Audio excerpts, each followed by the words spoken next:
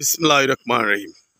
বন্ধুরা, আপনারা কেমন আছেন? নিশ্চয়ই ভালো আছেন আর ভালো থাকেন এই শুভকামনাই করি। আমি আমার মহানায়ক সালমান শাহর ভক্ত হীরা শাহ এই মুহূর্তে আছে আমার নিজ উপজেলা, নিজ বাড়ি ধর্মবাসা গ্রাম, মরলবাড়ি, জেলা সুনামগঞ্জ, সিলেট, বাংলাদেশ।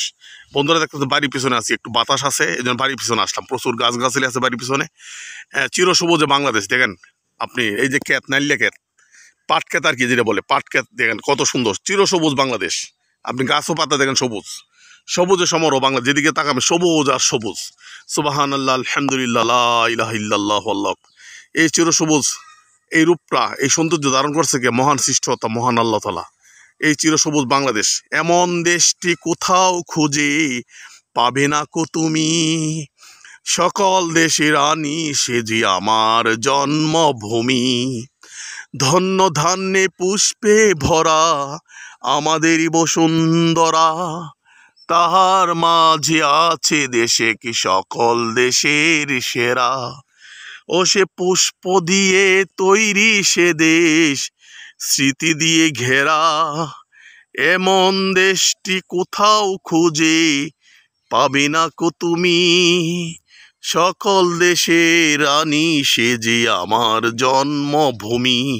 কবির ভাষায় এমন দেশটি কোথাও খুঁজে পাবে না কো তুমি, সকল দেশের রানী সে যে আমার জন্মভূমি।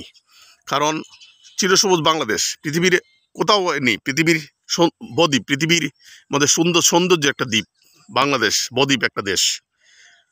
চিরসবুজ বাংলাদেশ, পৃথিবীর কোনো দেশে এত চিরসবুজ পাবেন না। অত নদী নালা, কাল বিল, নদীমাতৃক দেশ পৃথিবীর কোনো দেশেই না। চিরসবুজ পৃথিবীর কোনো দেশই নেই, এত চিরসবুজ নয়।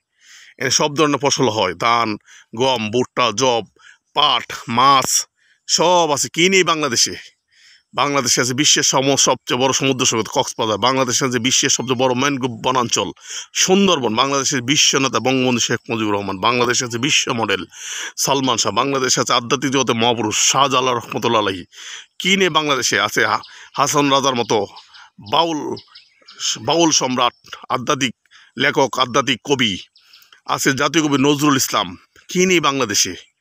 সমস্ত কিছু বাংলাদেশে আছে, যা চাইবেন তাই আছে। কিন্তু আমাদের দেশে একটা জিনিসের বড় অভাব, সেটা হলো নীতি আদর্শ। নীতি আর আদর্শ অভাব বাংলাদেশে। রাজনীতি আছে কিন্তু নীতি নেই, আদর্শ নেই। সে আদর্শে আমরা অভাব, আদর্শ থেকে আমরা অনেক পিছিয়ে আছি, নীতি থেকে আমরা অনেক দূরে আছি। রাজনীতি দিনা তারা করি, কিন্তু রাজনীতিটাকে ভোট ভিক্ষা চায়। রাজনীতি নির্বাচিত হওয়ার জনপ্রতিনিধি অর্থাৎ জননন্দিত নেতা হওয়ার আগে মানুষের কাছে ভোট ভিক্ষা চায়। পরে পাশ করার সেই ভিক্ষুক যাদের কাছে ভিক্ষা চেয়েছে তাদের ঘাড়ও ধরে। এটা কি হতে পারে? এটা কখনো কামনা নয়। যে ভিক্ষুক ভিক্ষা দিলাম, তারা আমাদেরকে সাথে সেই আচরণটা করবে। কারণ ভিক্ষুক, আমরা যে ভিক্ষা দিলে আমরা ভিক্ষুক আমাদের কোন আচরণ করে? তা আমরা সেই আচরণ করি। জনপ্রতিনিধিদের কাছে যদি আমাদের কাছে ভিক্ষা চায়, ভোট ভিক্ষা চায়, নির্বাচনে আসলে আমরা কিন্তু ভিক্ষুকদের কাছে ভালো আচরণ আশা করি।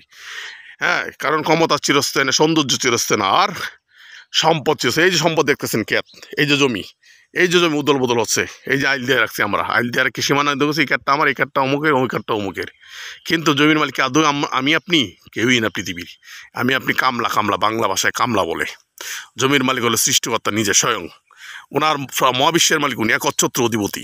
আমি আপনি শুধু কামলা, এই জমির কামলা, পাহারা দিয়ে যাচ্ছি।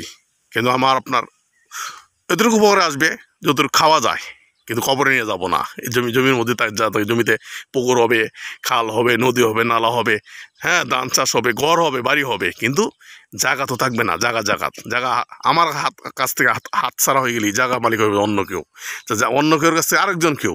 এভাবে হাত ছাড়া ওদল বদল হবে কিয়ামত পর্যন্ত। সুতরাং জায়গার মালিক কেউ না। এই জন্য বলা হয় সম্পদের মালিক কেউ না, সৌন্দর্যের মালিক কেউ না, আর ক্ষমতার মালিকও একমাত্র মহান আল্লাহ তাআলা।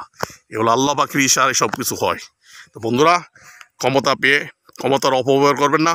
সৌন্দর্য দিয়েছেন আল্লাহ, সেটা নিয়ে অহংকার করবেন না, আর সম্পদ নিয়ে কোনো বড়াই করবেন না। এগুলা চিরস্থায়ী না।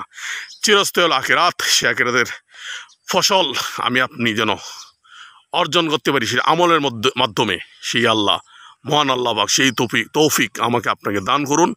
এই বলে আমি আপনাদের কাছে বিদায় নিলাম। সকলেই ভালো থাকুন, সুস্থ থাকুন, সুন্দর থাকুন, আর নিরাপদে থাকুন। ভিডিওটি দেখার পর লাইক, শেয়ার, কমেন্ট করে আমার সাথে থাকবেন। আসসালামু আলাইকুম রহমতুল্লাহ।